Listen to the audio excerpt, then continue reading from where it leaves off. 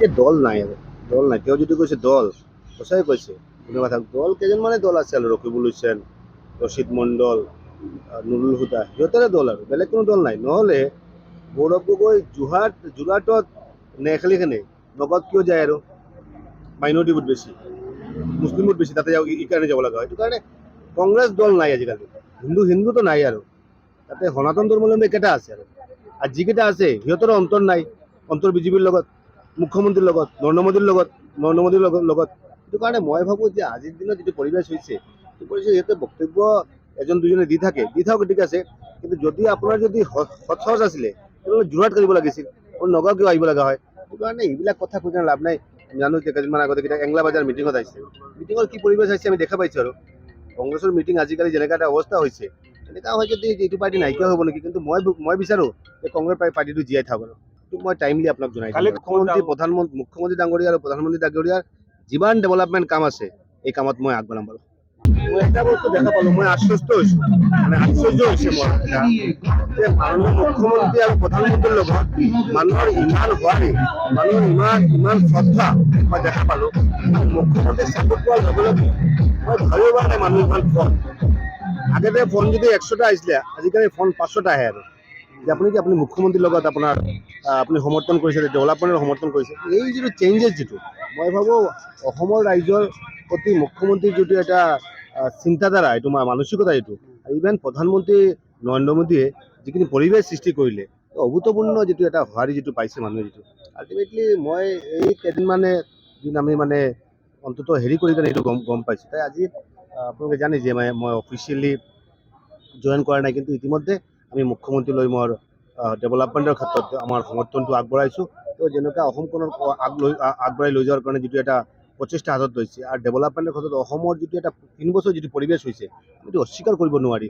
আৰু এজন মুখ্যমন্ত্ৰী যিজন মুখ্যমন্ত্ৰীয়ে অল ৰাউণ্ড ডেভেলপমেণ্ট, এনে কোনো ডিপাৰ্টমেণ্ট নাই, এনে কোনো বস্তু নাই য'ত মুখ্যমন্ত্ৰীৰ এইটোৰ ওপৰত ভাল এটা নজৰ নাই। এই নজৰ আছে মুখ্যমন্ত্ৰী এনেকুৱা অসমখন আগবঢ়াই লৈ গৈছে। মই ভাবোঁ আগন্তুক দিনত তেওঁৰ যিটো চিন্তাধাৰা, মানসিকতাৰে আমি অসমখনত যাতে এটা ভাল ভাৰত বিশ্বৰ মাজত যাতে একদম 5টা ষ্টেটৰ মাজত এটা কৈছোঁ, মই ভাবোঁ যে তাতকৈ আগত অসমখন গুচি যাব এনেকুৱা লাগিছে বৰ্তমান দিনত যিটো পৰিৱেশ সৃষ্টি হৈছে।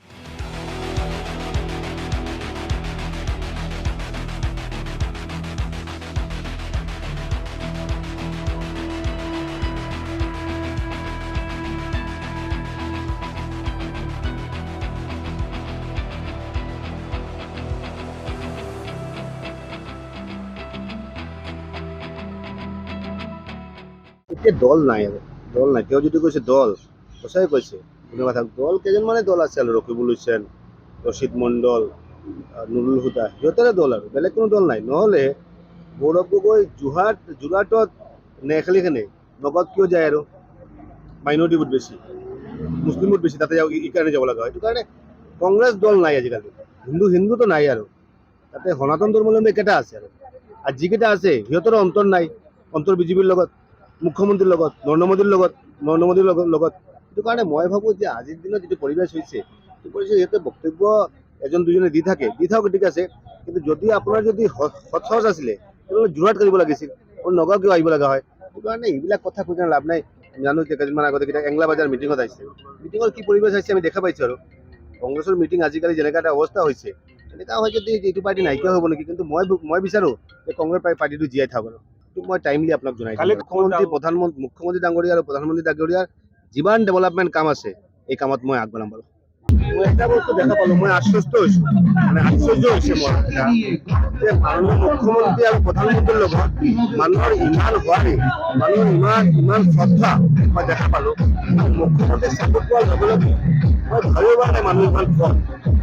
আগতে ফোন যদি 100টা আহিছিলে, আজিকালি ফোন 500টা আহে আৰু যে আপুনি মুখ্যমন্ত্ৰীৰ লগত আপুনি সমৰ্থন কৰিছে, ডেভেলপমেণ্টৰ সমৰ্থন কৰিছে। এই যিটো চেঞ্জেছ মই ভাবোঁ অসমৰ ৰাইজৰ প্ৰতি মুখ্যমন্ত্ৰীৰ যিটো এটা চিন্তাধাৰা, এইটো মানসিকতা, এইটো ইভেন প্ৰধানমন্ত্ৰী নৰেন্দ্ৰ মোদীয়ে যিখিনি পৰিৱেশ সৃষ্টি কৰিলে, অভূতপূৰ্ণ যিটো এটা সঁহাৰি যিটো পাইছে মানুহে, যিটো আল্টিমেটলি মই এই কেইদিনমানে আমি অন্তত হেৰি কৰি কিনে এইটো গম পাইছোঁ। তাই আজি আপোনালোকে জানে যে মই অফিচিয়েলি জইন কৰা নাই, কিন্তু ইতিমধ্যে আমি মুখ্যমন্ত্ৰীলৈ মই ডেভেলপমেণ্টৰ ক্ষেত্ৰত আমাৰ সমৰ্থনটো আগবঢ়াইছোঁ।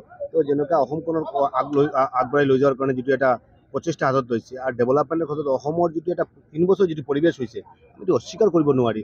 আৰু এজন মুখ্যমন্ত্ৰী যিজন মুখ্যমন্ত্ৰী অল ৰাউণ্ড ডেভেলপমেণ্ট, এনে কোনো ডিপাৰ্টমেণ্ট নাই, এনে কোনো বস্তু নাই য'ত মুখ্যমন্ত্ৰীৰ ইটোৰ ওপৰত ভাল এটা নজৰ নাই। এই নজৰ আছে মুখ্যমন্ত্ৰী যেনেকুৱা অসমখন আগবাঢ়ি লৈ গৈছে। মই ভাবোঁ আগন্তুক দিনত তেওঁৰ যিটো চিন্তাধাৰা মানসিকতাৰে আমি অসমখনত যাতে এটা ভাল ভাৰত বিশ্বৰ মাজত যাতে একদম পাঁচটা ষ্টেটৰ মাজত এটা কৈছোঁ, মই ভাবোঁ যে তাতকৈ আগত অসমখন গুচি যাব এনেকুৱা লাগিছে বৰ্তমান যিটো পৰিৱেশ সৃষ্টি হৈছে।